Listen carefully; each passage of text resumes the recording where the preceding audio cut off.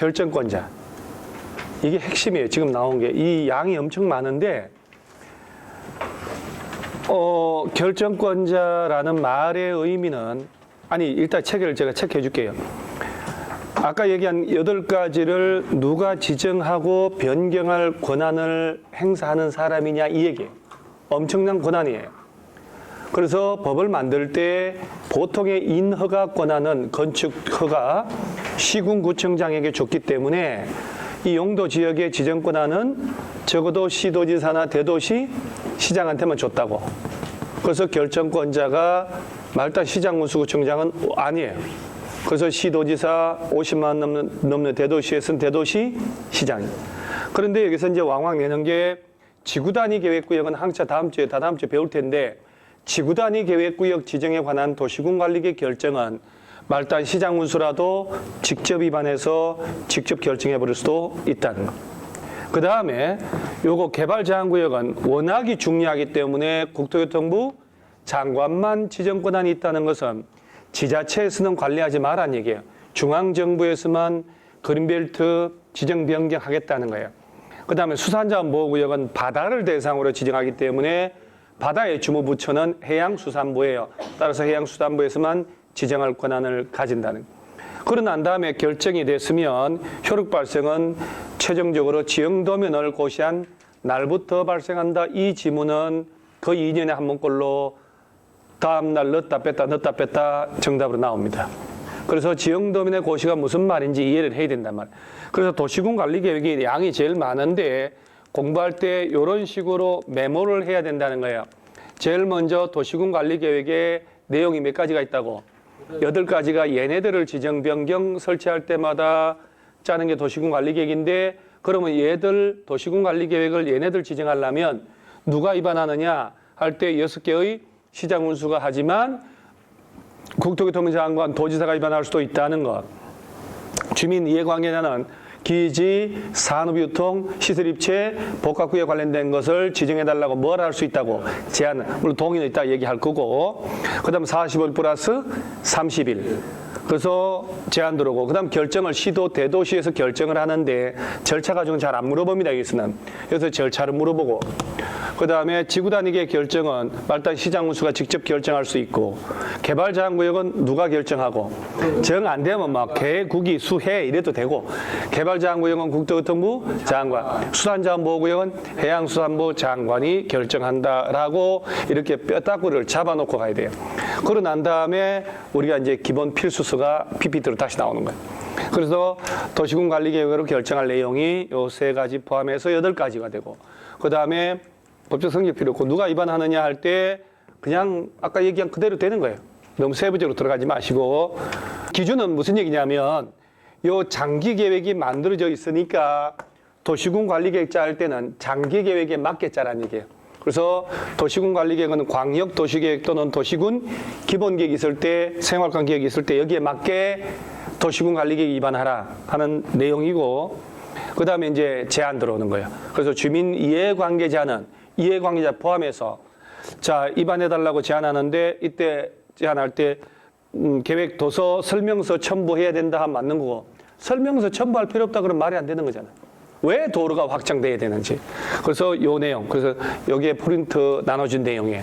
그래서 기, 지. 그러면서 이걸 입으로 떠들어보는 거예요. 소리 내서 연필로 줄치 혼자 공부할 때 줄치면서 기반시설의 설치정비 계량, 지구단위 계획국 지정 변경, 그 다음에 산업유통 개발진흥지구. 개발진흥지구가 5개가 있는데 그 중에서도 산업유통개발진흥지구만 지정해달라고 제안을 할 수가 있어요. 그 다음에 얘는 필요 없고 시설입체 복합구역. 그러면서 이런 걸 지정해달라, 설치해달라고 제안할 때 그 예정지에 땅 주인들이 있을 거 아니에요. 그 토지소유자 동의서를 받아와라 하는 거예요. 그래서 동의 받아올 때 기반시설, 요 시설하고 요 시설 나오면 5분의 4예요. 기사회생, 기사 5분의 4. 잠깐만요. 외워야 돼요.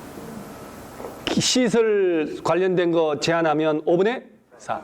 나머지는 3분의 2 동의 제한, 동의 가져가면 돼요. 그리고 국공유지 제외하고 국가나 지자체 땅을 빼고 5분의 4나 3분의 이상 동의 없습니다. 그래서 우리 교과서에 21페이지에 보면 위에 첫 번째 박스 밑에 제한 전 토지 소유자 동의라고 되어 있죠. 다음에 동의받는다 해놓고 두 번째 줄 끝에 국공유지는 뭐한다? 제외한다. 국가가 지자체가 가진 땅을 국공유지다 이렇게 표현하는 거예요. 시설 관련된 거 나오면 5분의 4, 나머지 3분의 2. 단골이에요, 단골 시험에서. 그리고 교과서를 한 장 딱 넘어가 보면 40월 플러스 30일 나오는데 다음 페이지 22페이지에 위에서 세 번째 가로 5번 재밌는 거 나와요. 자, 뭐라고 하냐면 그 이번 시험에 나온 게 산업유통 요거 자연녹지 계획관리 생산 자개생 요거였는데 지금 기억하지 마시고 일단은 1월 2월 때 너무 세부적으로 들어가면 그 대강의 틀마저 잊어먹어버리는 헷갈리니까 그냥 차차차차 가는 거고 지금 대강의 틀을 잘 잡아놔야 되거든요. 자, 그러면서 뭐라고 했냐면 자, 제한제 비용 부담 이거 여러 번 나왔는데 잘 봐봐요. 도시군관리계 입안을 제한받은 자는 부천시에서는 서울시에서는 입안을 제한받은 자는 제한자하고 협의하여 제한된 도시군관리계 입안 결정에 필요한 비용의 전부나 일부를 제한자에게 부담시킬 수 있다.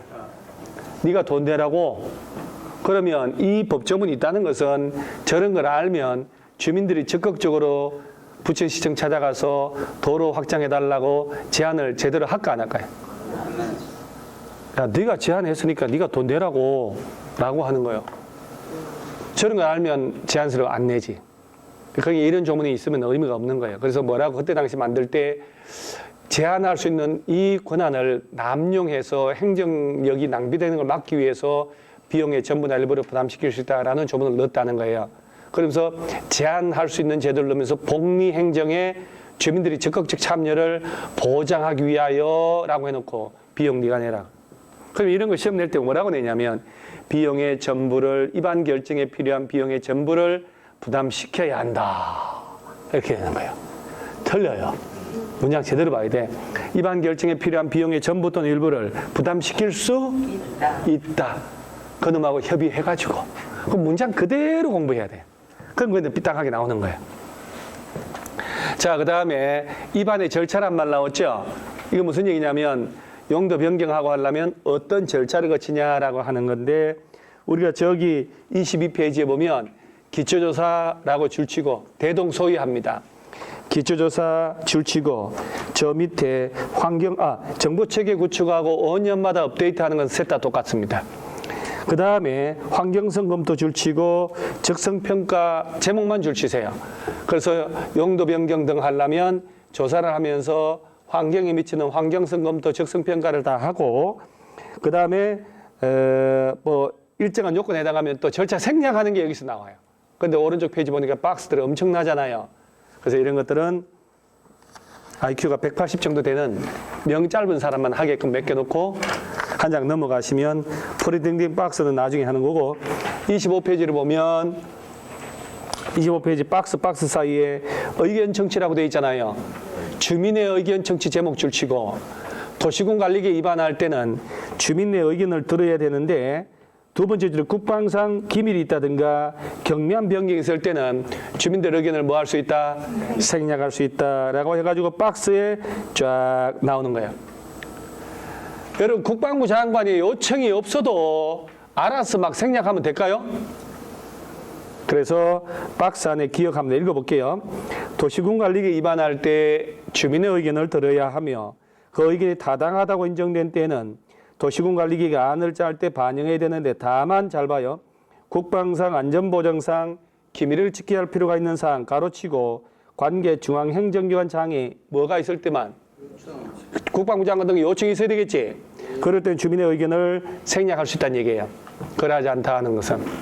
자, 그리고 한 장 넘어가 보면 다음 페이지에 26페이지 위에 박스 밑에 지방의회 의견 청취 줄치고 그러니까 도시군 관리계 입안할 때도 주민, 지방의회 의견 들으라는 얘기잖아요. 광역이나 기본계획 짤 때하고 레파토리가 다 흡사해요.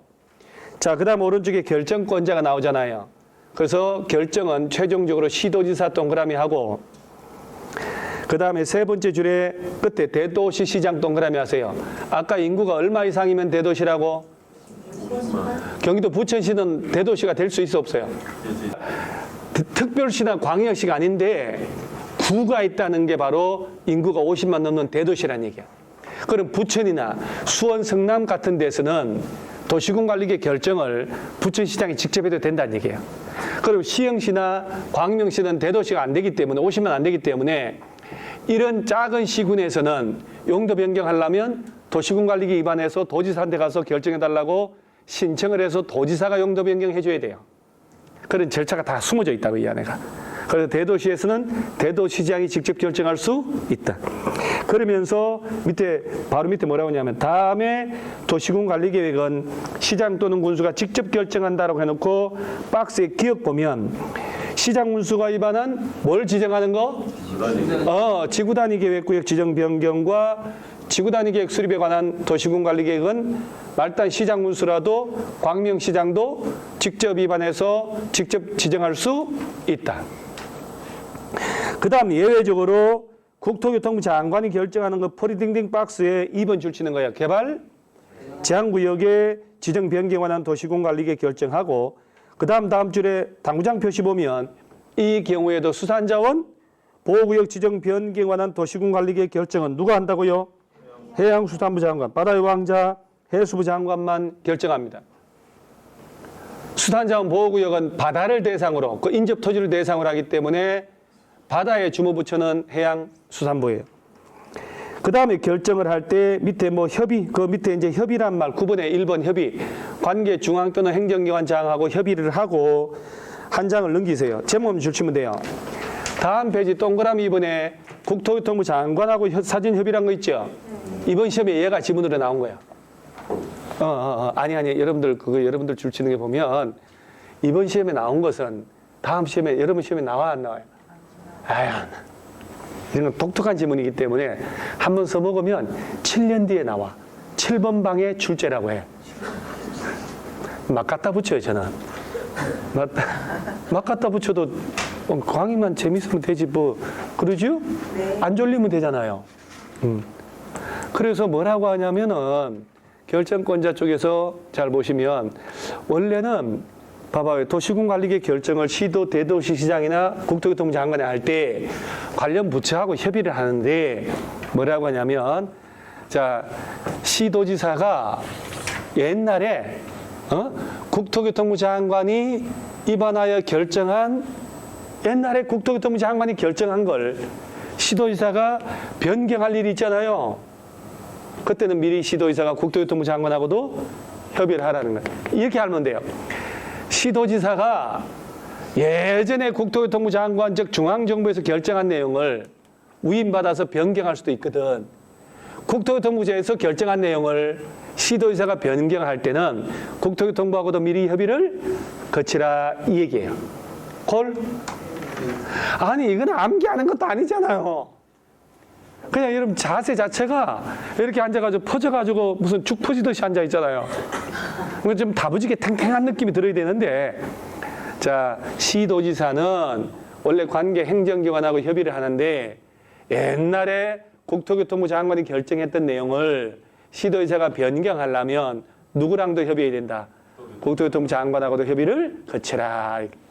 그 다음에 심의인데 줄치면 심의라고 제목 줄치는데 당연히 무슨 위원회의 심의를 거치는 거거든. 그럼 도시계획위원회가 나오는 거야.